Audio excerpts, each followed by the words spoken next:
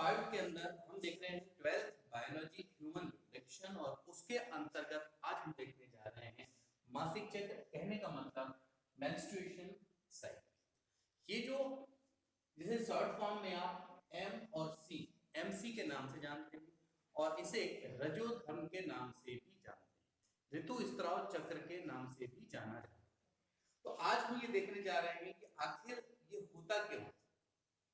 ये जो मासिक चक्र है, पहली बात तो ये किन में होता है, दूसरी बात ये क्यों होता है, इसका हमारे लाइफ में क्या रोल है, इसे होना चाहिए या नहीं होना चाहिए, क्योंकि इसका होना कहीं ना कहीं फीमेल के लिए एक थोड़ा awkward सा होता है, लेकिन वो एक अलग बात है। लेकिन पूरे होल लाइफ में ऐसी कोई मादा नहीं होगी जो नहीं चाहती होगी कि उसके साथ ये मासिक चक्र की क्रिया ना हो, क्योंकि ये मासिक चक्र एक वो चक्र है जिसके होने और नहीं होने के आधार पर औसतन 99% हम ये बता सकते हैं कि वो फीमेल जो है वो अपने मातृत्व के गुण को प्राप्त करेगी या नहीं करेगी। इस लहजे से देखें और इस नजरिए से अगर देखें तो इसका रोल 100% लाइफ में है और ये होना चाहिए। तो सबसे पहली बात आती है कि मासिक चक्र होता क्या है। तो जनरली जितने जो स्तनी वर्ग हैं और उसमें जो प्राइमेट्स होते हैं, प्राइमेट्स कौन है, तो प्राइमेट्स के अंतर्गत वो जीव होते हैं जो अभी वर्तमान में कहीं ना कहीं काफी विकसित हो चुके हैं और इनमें दिमाग होता है। लेकिन ये अलग बात है कि अभी भी कुछ ऐसे हैं जो इक्वल तो नहीं कह सकते, जैसे कि बंदर, मानव तो है ही है, ह्यूमंस तो है ही, और आज हम ह्यूमंस के लिए पढ़ रहे हैं। लेकिन फिर भी आपको एक क्वेश्चन मालूम होना चाहिए कि क्या हम जो ह्यूमंस हैं, ह्यूमंस के अलावा क्या और किन्हीं में नहीं होता क्या। ध्यान रखना कि जितने प्राइमेट्स हैं, फर्स्ट पॉइंट वही लिखा है नोट्स में, स्तनी वर्ग में जितने प्राइमेट्स, प्राइमेट्स का ये सबसे बड़ा लक्षण है। तो जिसमें मंकी, एप और एचबी का मतलब है ह्यूमन बींग्स। अब यहां देखें कि ये होता क्या है, ये प्रोसेस क्या है। मासिक चक्र, मासिक शब्द यानी कि मंथ और चक्र यानी मंथ में कोई एक साइकिल चलता होगा। तो हर 28वें दिन, जैसे मान लो आज जिस डेट में भी जो मादा होती है, मादा की योनि से रक्त का स्त्राव होता है, वो केवल रक्त नहीं होता है, रक्त में अनिषेचित अंडाणु और कुछ और सब्सटेंस भी साथ में निकल कर आते हैं। तो फाइनली ये लेक्चर के एंड में आपको क्लियर होगा। अभी तो आप ये समझ के चलिए कि योनि मार्ग से रक्त का स्त्राव होना ये कहलाता है मासिक चक्र, और ये हर 28वें दिन में अप्रोक्सीमेटली माना गया है। आज यदि मान लो जो भी डेट है आज, और आज यदि हुआ तो उसके 28 दिन बाद, यानी पूरा 30 दिन, भले हमने यहाँ मासिक चक्र जरूर लिखा तो मासिक चक्र यानी 30 दिन कहलाता है, पर यहाँ ऐसा नहीं है, 28 डेज है। अब कुछ अनियमितताएं हो जाएं, बॉडी पर्सनालिटी के आधार पर अंतर हो, तो वो 28 दिन ना होकर हो सकता है 26 हो जाए, हो सकता है 30 हो जाए। वो एक अनियमित कारणों को हम यहाँ पे शामिल नहीं करते हैं। अब बात आती है, आज जो हमारा टारगेट है कि उन पूरे 28 दिन के अंदर आखिर ऐसा क्या होता है जिससे कि हर 28वें दिन पे ब्लड जो है वो योनि मार्ग शरीर से बाहर होता है। तो पहली बात ये है कि शरीर से रक्त का स्त्राव होना, कहां से, योनि मार्ग से, वो कहलाता है। देखिए, योनि मार्ग से रक्त स्त्राव, और लिखा है प्रति 28वें दिन, और इसका जो कंट्रोल है, इसका जो नियंत्रण है, वो नियंत्रण किसके द्वारा होता है, वो नियंत्रण होता है हार्मोन्स के द्वारा। ये क्लियर है। तो स्टेप टू स्टेप सारी बात है। लेक्चर का स्टार्टिंग का 25% तो बहुत ही आसान है, स्टार्टिंग में आप सब जानते हैं। अब ये कब स्टार्ट होता है, तो ये स्टार्ट होता है आपका 11 से 12, यानी लड़कियों में हम देखें, मादाओं में, तो ये जो है, अब हम सारी चीज हम ह्यूमन बीइंग से कर रहे हैं, फीमेल की कर रहे हैं, 11-12 उम्र में ये स्टार्ट हो जाता है। 11 से 12 इसे यौनावस्था की ओर मानते हैं, और ये होता है क्या, देखो 14वें दिन अंडोत्सर्ग होगा। अब ये अंडोत्सर्ग 14वें दिन होगा, इस बात की का जो डिटेल है वो आगे लेक्चर में करेंगे। अभी आप पॉइंट आउट करेंगे कि 14वें दिन अंडोत्सर्ग, और ये कैसी प्रक्रिया है, चक्रीय प्रक्रिया, ये बंद नहीं होती है, ये तब तक बंद नहीं होती है जब तक कि कोई फीमेल का अंडाणु निषेचित ना हो जाए, मतलब वो जो मादा है वो प्रेग्नेंट ना हो जाए। ठीक है, ये बात है, क्योंकि यहाँ चक्रीय प्रक्रिया मतलब चलती रहेगी पर शर्त है उसकी बंद होने। अब हम यहाँ देखेंगे इस पूरी प्रोसेस में जो 28 दिन होते हैं, उस 28 दिन को एक साइकिल के रूप में, एक चक्र के रूप में यदि हम बताना चाहें तो उस चक्र को, जैसे 360 डिग्री का पूरा एक चक्र है, इसके हम छोटे छोटे पार्ट्स बना लें और ये पार्ट्स मान लें 28 बना लें, यानी 28 दिनों के लिए मान। तो इसको 3 भागों में हम पढ़ेंगे, 1 से 5 दिन, जिस दिन स्टार्ट हुआ वहां से लेके 5 दिन, फिर 6 से लेके 14 दिन तक, ठीक, और फिर 15 दिन से लेके फिर से कहां तक के 28वां, क्योंकि इस चक्र में 29वां 30वां दिन नहीं होता नियमित रूप से। तो ऐसी सिचुएशन में 3 पार्ट पहले माइनस ऐड करवा 1 to 5, यानी आज अगर किसी को मेंस साइकिल स्टार्ट हो तो आज से लेके 5, मोस्टली 3 से 5 होता है, लेकिन अब कंप्लीट माने तो 1 से 5। ये हो गया रक्त स्त्राव का समय। लेकिन रक्त स्त्राव के समय के बाद जब अब चक्रीय प्रक्रिया कह रहे हैं, मतलब अंदर फिर से कुछ होता होगा बनने वाला, ठीक है, तो फिर हम अगला टर्न देंगे हम 6वें दिन से लेकर के 14वें दिन, फिर उसके बाद 14 दिन खत्म हो गया तो 15वें दिन से फिर से कहां था 28, और 28 के बाद फिर क्या होगा 1 से 5, 6 से 14, 15 से 28, ये चक्र चलते रहेंगे। तो कितने चक्र बन गए? 3, ठीक, 3 चक्र बन गए, तो तीनों के अपने कुछ नाम होंगे, तीनों में अपना अलग अलग कुछ फंक्शन होगा, कुछ कार्य होता होगा। तो अब हम देखते हैं स्टेप टू स्टेप। देखें यहां से पॉइंट नंबर R4, इस पॉइंट में आप देखेंगे फर्स्ट है मेंस्ट्रुअल यानी कि ब्लीडिंग फेज, जिसको मैंने यहां नंबर 1 और उसके सामने लिख दिया 1 to 5, यानी ये 1 से 5 दिन तक चलता है। ठीक है, अब इसका नाम क्या है? मेंस्ट्रुअल या ब्लीडिंग साइन। ब्लीडिंग फेज मतलब इस 5 दिन के अंदर ब्लड निकलता है, ये बाकी जो दिन बचेंगे उसमें ब्लड नहीं निकलता है, अंदर बनता है। और इस 1 से 5 दिन में होता क्या है उसका भी एक पैराग्राफ हम सामने है, ठीक है, लेकिन अभी हम आगे देखेंगे, पहले तीनों नाम क्लियर। पहले तो आएगा आपका ब्लीडिंग फेज, सेकंड में क्या होगा? सेकंड जो है प्रोलिफेरेटिव, ठीक है, प्रीवोल्यूटरी फेज। इसका मतलब कौन कौन से है? इसके बहुत सारे नाम दिए गए हैं, इस पे मैं डेवलप करूंगा, नाम हम बस पता रखना। और थर्ड है आपका ल्यूटियल या सेक्रेटरी या पोस्ट ओव्यूलेटरी या प्रोजेस्टेरोनिक फेज। ठीक है, ये अभी आप बस पता रखें कि 3 फेज हैं, एक-एक करके तीनों को अलग-अलग लिखेंगे। सबसे पहले हम पहले पे चलते हैं, पहला है मेंस्ट्रुअल फेज यानी कि ब्लीडिंग फेज। इसमें क्या होगा? ये देखो, ये जो फर्स्ट पॉइंट है 1 से 5 दिन चलेगा, ये जो आप देख रहे हैं येलोज में, ये फर्स्ट का ही डेवलप किया। इस दौरान होता क्या है? आपके अंदर जो है उसमें रक्त वाहिनियां क्षतिग्रस्त होगी, ब्लड निकलने के प्रोसेस होगा, रक्त वाहिनी कैसी होगी? क्षतिग्रस्त। और साथ ही साथ आपके अंदर जो एक लेयर बनती है, आपने वेजाइना के पहले जो मैंने बताया था गर्भाशय, उसका आपने जो लेयर देखे थे, तो अंदर में आप देखे होंगे 3 लेयर,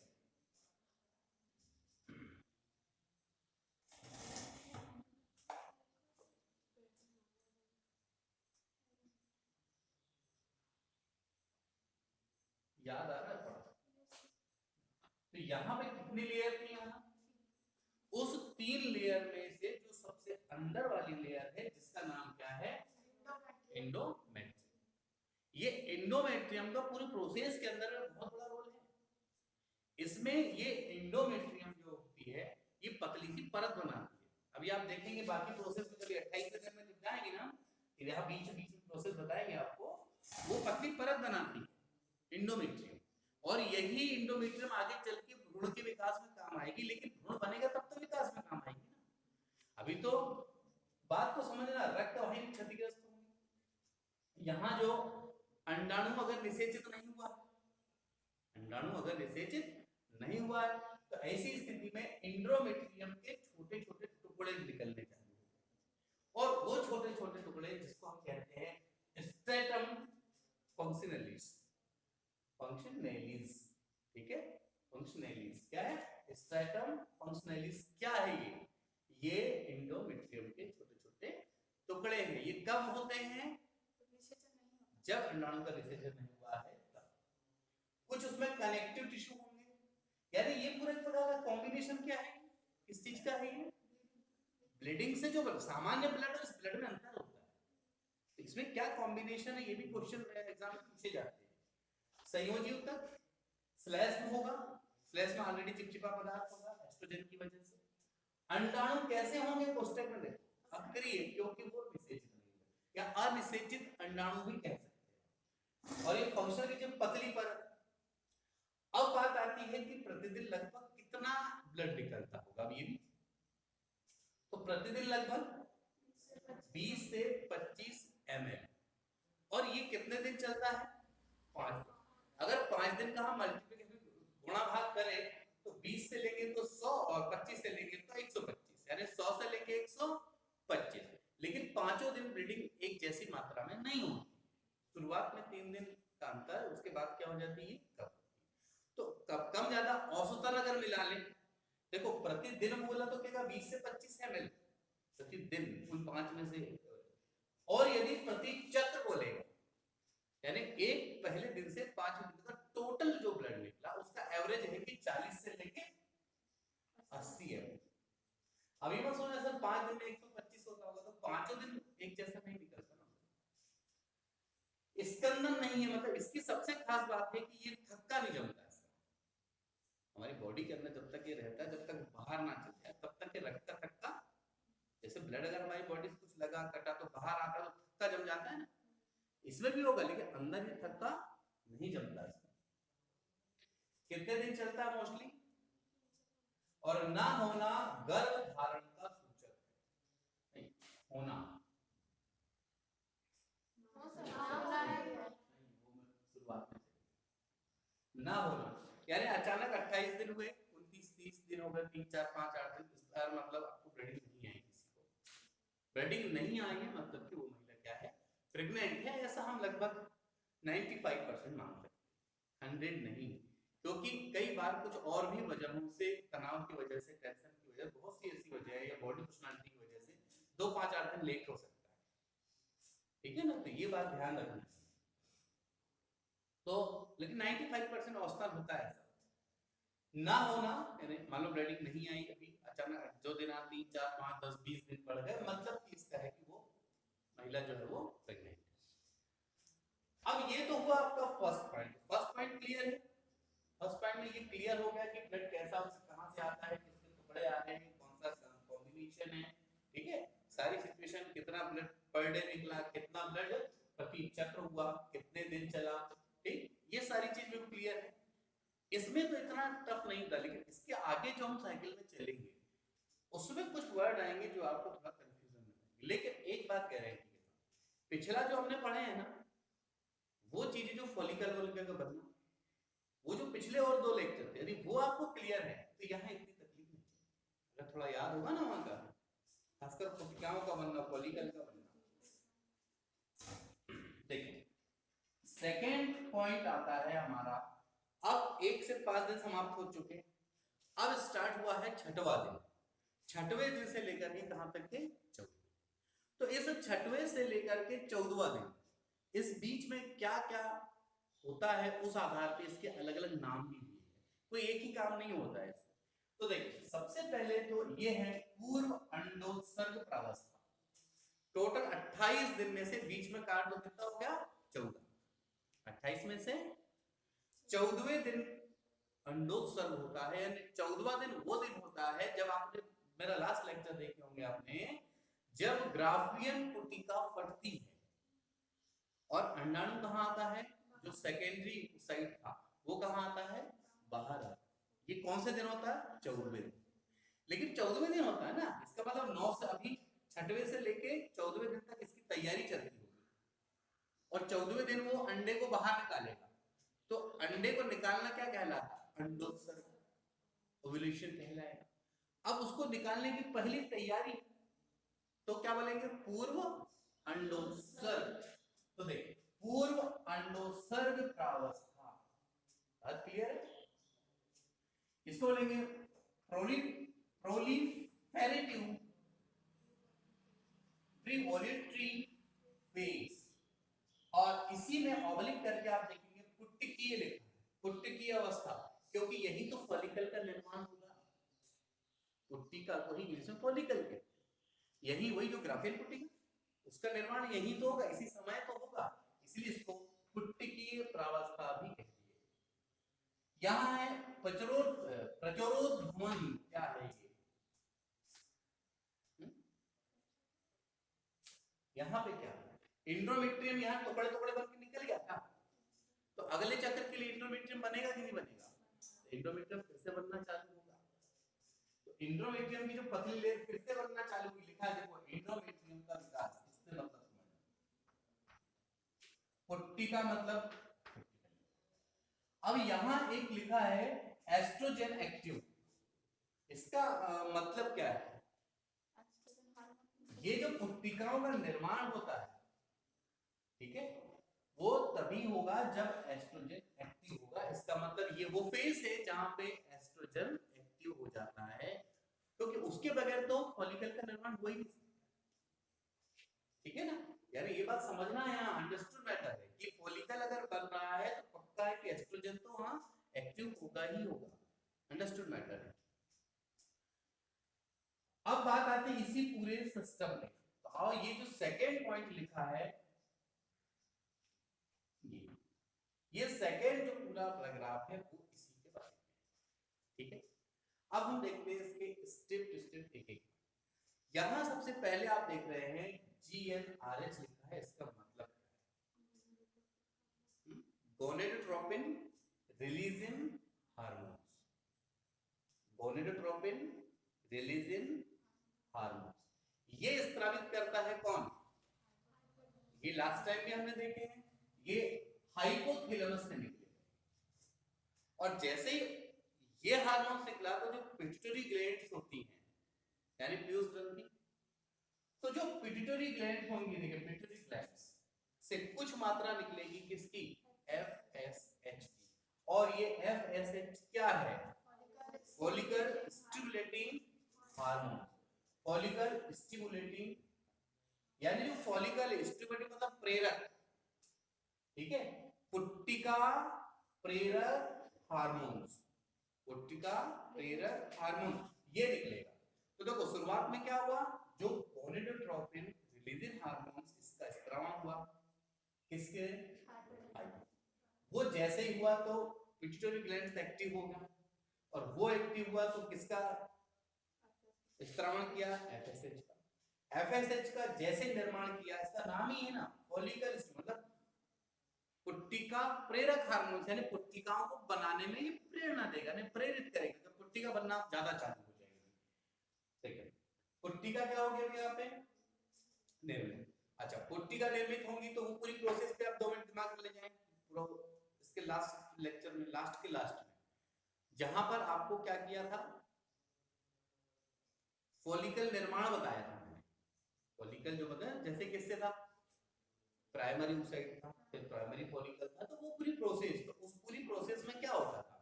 फाइनली एंडिंग हमारी कहाँ होती थी? ग्राफियल पुट्टिका। इसलिए बस लिखा है इसमें पुट्टिका निर्माण, वहां डिटेल हो चुका है, ग्राफियल फॉलिकल का बनना, ठीक।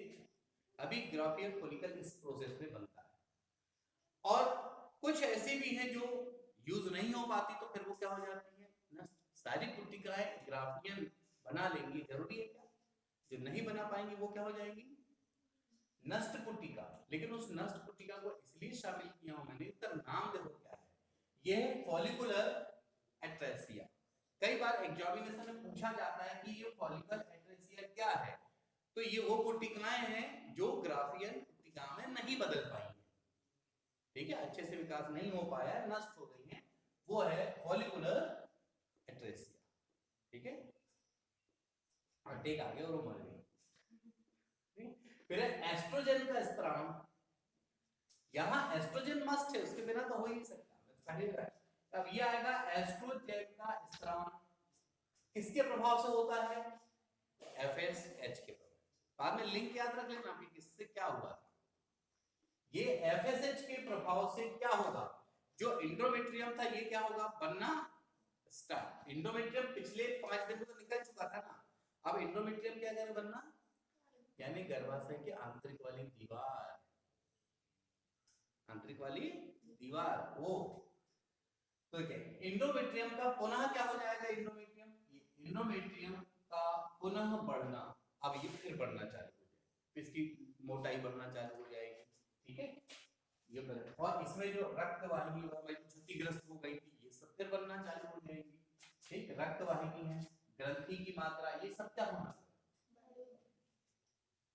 और साथ ही साथ ये अब अगला जो पॉइंट है देखेंगे, प्लस बी का मतलब है positive feedback. Positive feedback hypothalamus को, इसका मतलब क्या होता है, ये जो है, ये जो प्रोसेस हो रही है इसमें जो एफएसएच है वो पॉजिटिव फीडबैक देता है किसको, हाइपोथैलेमस को, यानी हाइपोथैलेमस को खुश करता है कि बहुत अच्छा कर रहा है और तू भिड़े रहोगे, और जो स्त्रावण कर रहा था वो और ज्यादा स्त्रावण करेगा। पॉजिटिव फीडबैक मतलब उसको काफी सराहना देते रहता है, देखिए।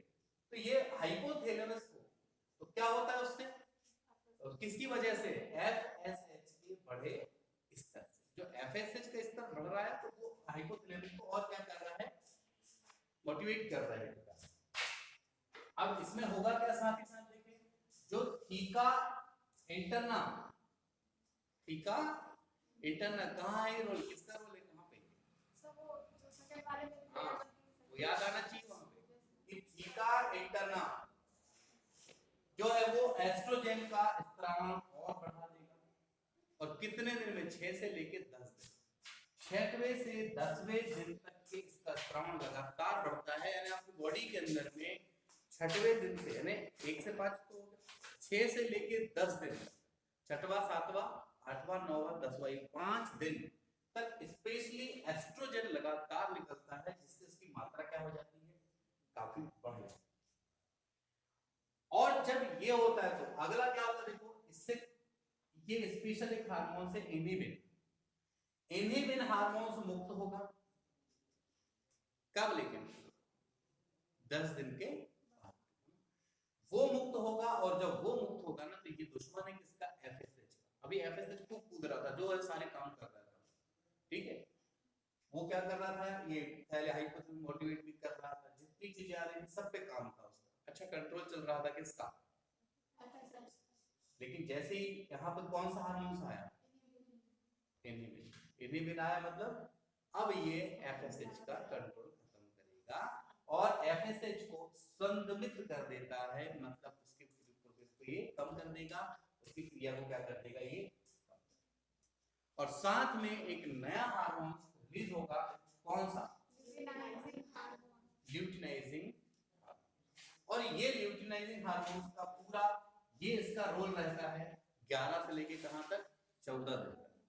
6 से 10 तक एस्ट्रोजन, उसका एस्ट्रोजन तो बना रहेगा, 11 से 14 दिन तक के ये ल्यूटिनाइजिंग हार्मोन्स का स्रावण होगा, ये रक्त में क्या करेगा, वृद्धि। अब क्या होगा, एलेक्स सर्ग रक्त में क्या होगी, रक्त में इसकी वृद्धि किसकी, एलएच की, ये जब वृद्धि हो जाती है, अब वो 14वां दिन जब आता है लास्ट, अब ग्राफियल पुट्टिका जो है क्या होती है, वो रप्चर हो जाती है, यानी कि वो फट जाती है। और जब ग्राफियल पुट्टिका जब ये रप्चर होती है तो फिर क्या होगा, जो अंडा है उसका अंडाणु वो हो जाएगा बाहर, और इसको हम कहते हैं ओव्यूलेशन, अंडोत्सर्ग। तो 14वें दिन होता है अंडोत्सर्ग। अब ये सारी प्रोसेस पढ़ने के बाद अब एक बार फिर से यहाँ का नाम पढ़ के देखो जो जो, तो वो और ज्यादा स्पष्ट होगा कि ये नाम क्यों दिए गए हैं। अब देखो, पूर्व अंडोत्सर्ग प्रावस्था क्लियर क्यों दिया गया, क्योंकि अंडोत्सर्ग के पहले की सारी प्रोसेस। पुट्टिकीय प्रावस्था क्यों दिया, फॉलिकल का फॉर्मेशन। फिर नेक्स्ट ये प्रचुरोद्भवन क्यों कहा, क्योंकि एंडोमेट्रियम का यहाँ पे विकास हो। सारांश तौर पे इस पूरे इस सिस्टम में जो सेकंड इसका चक्र है, इसमें खास बातें जो है उसमें कोई कंफ्यूजन क्लियर। अब ये होने के बाद अब 14वें दिन के बाद अंडाणु निकलता है, 14वें दिन बॉडी से नहीं निकलेगा अभी, मतलब ग्राफियन पुट्टिका हटी और वो अंडाणु स्वतंत्र, लेकिन अभी अंदर उस ब्लड बैंक में। अब कहाँ क्या करेगा, अब ये वो सक्रिय अवस्था आने लगी है। अब जो बता था ना सेफ पीरियड नॉन सेफ, ये अभी ये जो 14वें दिन के पहले, मान लो कि 8वें दिन 9वें 10वें यहाँ कहीं पे अगर कोई सेक्सुअल रिलेशन बनते भी हैं तो निषेचन की संभावना नहीं होती। क्यों? क्योंकि अंडा निकलेगा। अंडाणु तो अभी किसके अंदर है पूरी उस दिन में, वो तो सब अभी अंदर है, पूरा फॉलिकल के अंदर रखा हुआ है ना, तो वो कहां से निषेचित हो जाएगा।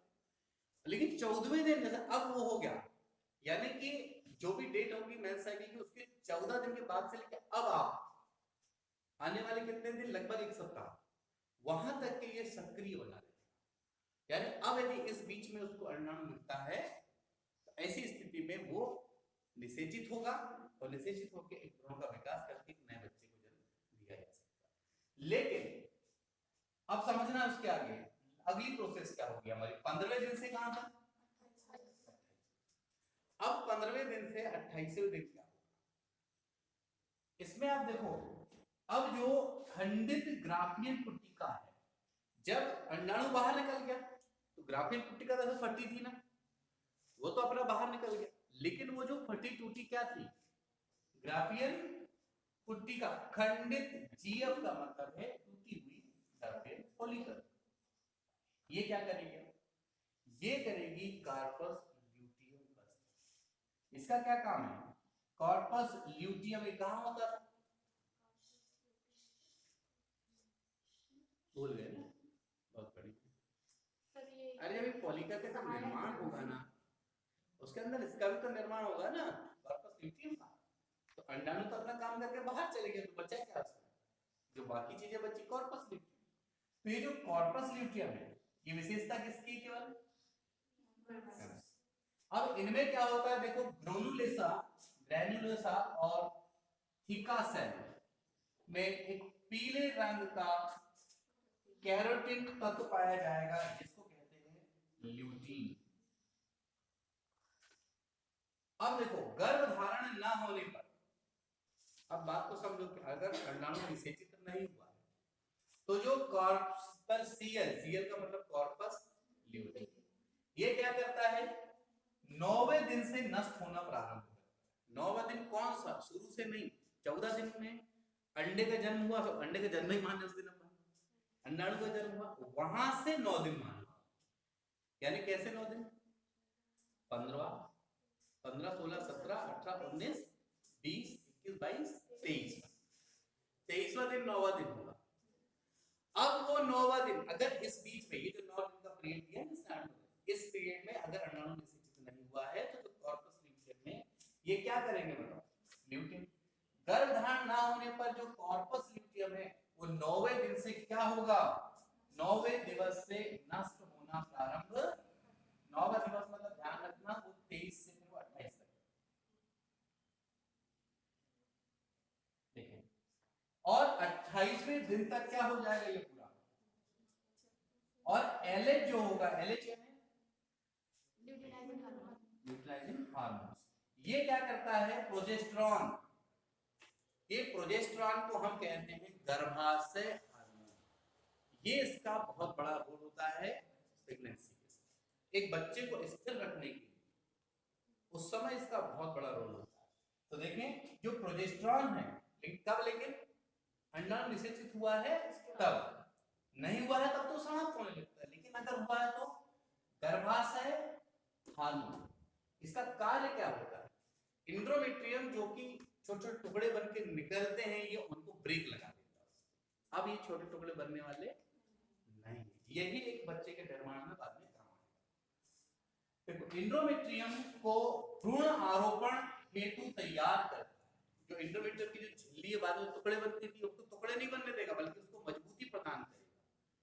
ये प्रोजेस्टेरॉन मजबूती घर बना रहा है छोटा सा, अभी तो टुकड़े बन के निकलता है, लेकिन अंडाणु निषेचित हुआ मतलब भैया मेहमान आ रहा है, तो वो क्या करेगी, झिल्ली जो टूटने वाली थी आने वाले समय, लेकिन नहीं टूटती, अब उसको और मजबूती देता है, तो वही अंडाणु आके उसके बीच में रहता है, और यही वो झिल्ली होती है जो बाद में जब बच्चे का जन्म होता है डिलीवरी के समय, आप देखेंगे बच्चे का जब जन्म होता है उसके चारों ओर झिल्ली होती है। तो तो ये वही वो झिल्ली होती है, ठीक है, पतली। देखिए गर्भाशय, तो इसको क्या बोले हैं, गर्भावस्था हार्मोन, यानी वो हार्मोन से जब गर्भावस्था की स्थिति में हो, ये क्या इंडोमेट्रियम को भ्रूण आरोपण, यानी भ्रूण जब बन जाएगा तो वो रहेगा कहाँ, उसका घर छोटा सा, तो वो घर के लिए तैयार है। और गर्भाशय भित्ति को क्या कर लेती है, ये संकुचन कर लेगी, थोड़ी मोटी हो जाएगी, जिससे क्या होगा, भ्रूण स्थिर। अब यहाँ देखना ये है कि ये पीएमजी क्या है।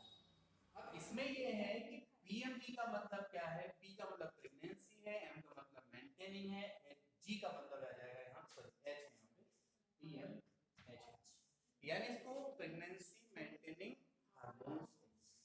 ये प्रेगनेंसी को मेंटेन करता है, बच्चे को गर्भ में स्थिर रखने के लिए जिम्मेदार है, ठीक है। अब ये देखो सीएल नष्ट नहीं होता, मतलब कॉर्पस ल्यूटियम अभी नष्ट है, वो तो नष्ट केवल कब होता है, जब निषेचित ना हो तब, अभी तो निषेचित होने वाली बात है। और पीएच का क्या हुआ यहाँ पे, क्या है ये,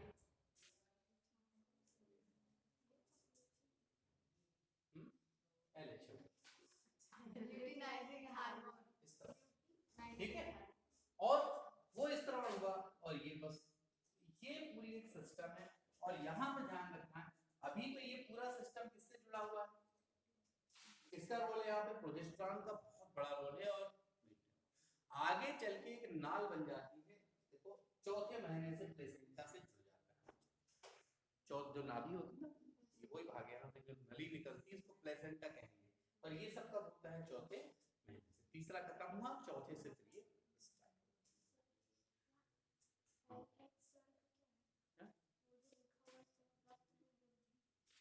ये ना एलएस सर का मतलब ये 14 दिन होगा ना, ये एलएस सर होगा मतलब क्वांटिटी बढ़ जाएगी, रक्त में इसका मात्रा जब बढ़ जाता है ना, तो वो ल्यूटिनाइजिंग हार्मोन सर मतलब मात्रा में क्या कर रही है, अभी तो फाइनली क्लियर है। तो यहाँ देखिए हमने कि पूरे 28 दिन को 3 भागों में बांटे हैं, 1 से 5, ठीक है, और ब्लीडिंग फेज है ये, फिर 6 से लेकर 14 ये पूर्व अंडोत्सर्ग प्रावस्था है, और 15 से लेकर 28 दिन तक पूरा क्या है ये, हाँ, अंडोत्सर्ग पश्चात या पश्च अंडोत्सर्ग प्रावस्था कहेंगे, ठीक है। और इस पूरी फेज में ध्यान रखना है। अब बात रही 12th में, अब 12th में कितना लिखोगे वो आपकी मर्जी, कितना लिखना है ना, अपने स्तर पे लिखना, बहुत सी चीजें जरूरी नहीं है कि उसमें इतनी सारी चीजों को इंक्लूड कराई जाए, ठीक है ना। तो हम देखेंगे अब अपना, अब आएंगे हम कहाँ पे, निषेचन। और अब निषेचन जो है ये फॉलिकल स्टिमुलेटिंग हार्मोन, यानी पुट्टिका प्रेरक हार्मोन, पुट्टिकाओं को यानी फॉलिकल के निर्माण में जो